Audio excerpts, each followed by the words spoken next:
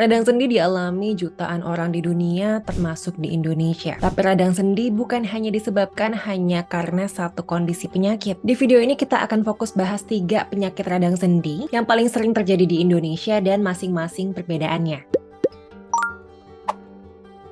Kita akan mulai dengan istilah artritis. Ini merupakan gabungan dari kata art yang artinya sendi dan itis yang artinya radang. Artritis adalah kondisi peradangan yang terjadi pada sendi sehingga timbul gejala nyeri sendi. Tapi radang sendi memiliki jenis yang berbeda. Yuk kita bahas perbedaannya. Ada 3 jenis radang sendi paling umum, yaitu pertama adalah osteoartritis, yang kedua adalah gout arthritis, dan yang ketiga adalah rheumatoid arthritis. Berdasarkan penyebabnya, osteoartritis itu terjadi karena adanya penuaan pada sendi, berat badan yang berlebih atau obesitas, dan juga cedera pada sendi. Kalau gout arthritis terjadi karena pada sendi terdapat kristal monosodium urat atau MSU. Normalnya kristal ini nggak ada di sendi, tapi kalau pada tubuh seseorang mengalami kondisi asam urat yang tinggi, maka ada kemungkinan asam urat itu bisa masuk ke dalam sendi dan membentuk kristal monosodium urat yang dapat memicu terjadinya radang sendi. Sedangkan rheumatoid arthritis itu terjadi karena adanya gangguan autoimun, sehingga sel-sel di tubuh seseorang itu menyerang sendi di tubuhnya sendiri, yang akhirnya menyebabkan peradangan sendi.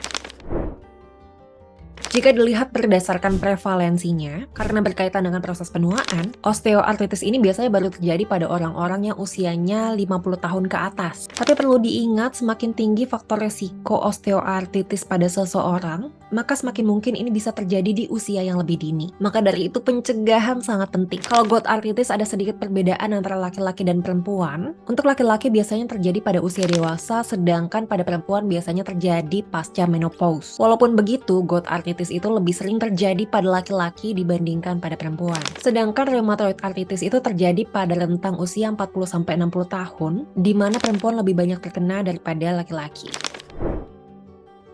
Walaupun sama-sama radang sendi, tapi ada juga perbedaan pada lokasi sendi di mana peradangan itu terjadi. Lokasi radang sendi yang terjadi pada osteoartritis biasanya adalah pada sendi yang menjadi penopang tubuh, atau kita sebut weight bearing joints. Contohnya sendi pergelangan kaki, lutut, dan juga pinggul. Selain itu bisa juga di sendi ujung jari atau DIP, distal interphalangeal joints, dan sendi pangkal jari atau PIP, proximal interphalangeal joints. Sedangkan untuk gout arthritis dominannya itu terjadi di sendi jari jempol kaki. Untuk rheumatoid arthritis awalnya terjadi pada sendi-sendi kecil, contohnya sendi jari. Tapi kalau kondisinya sudah cukup lama, maka bisa terjadi juga ini pada sendi yang besar. Area ini juga seringkali bersifat simetris. Maksudnya, kalau sendi di satu sisi mengalami peradangan, maka sendi di sisi yang lain juga akan mengalami hal yang serupa. Walaupun sama-sama punya gejala nyeri sendi, tapi onsetnya berbeda. Kalau untuk osteoartritis itu rasa nyeri sendinya gradual, jadi nggak mendadak. Sedangkan untuk gout arthritis itu kebalikannya, jadi nyeri sendinya tuh mendadak banget dan hebat banget. Gak ada angin, gak ada hujan, tiba-tiba ngerasa sakit banget pada sendinya. Itu gout arthritis. Sedangkan rheumatoid arthritis agak mirip sama osteoartritis, jadi sifatnya gradual, pelan-pelan, kok rasanya agak sakit ya, kok lama-lama makin sakit ya, itu rheumatoid arthritis. Untuk diagnosis tentunya pertama kali dinilai anamnesisnya dan klinisnya seperti apa. Untuk pemeriksaan penunjangnya itu bisa sedikit bervariasi. Contohnya kalau untuk osteoartritis itu pemeriksaan penunjangnya adalah rongsen atau X-ray. Bagian apa yang dirongsen tentunya beda-beda tergantung radang sendinya terjadi di sendi yang mana. Kalau untuk gout arthritis, pemeriksaan penunjang yang dilakukan itu pertama bisa dari pemeriksaan darah untuk lihat kadar asam uratnya berapa. Lalu bisa juga aspirasi cairan sendi dan juga rongsen. Sedangkan untuk rheumatoid arthritis, pemeriksaan penunjang yang dilakukan adalah pemeriksaan darah dan juga rongsen. Tentu pemeriksaan penunjang ini akan ditentukan oleh dokter sesuai dengan indikasi dan kondisi tiap orang. Jadi bisa aja diperiksa beberapa atau bahkan diperiksa semuanya, tergantung kondisi masing-masing tiap orang. Setelah tahu perbedaannya dan makin curiga nih, aduh kayaknya aku salah satu dari 3 itu deh. Eits, jangan self-diagnose ya.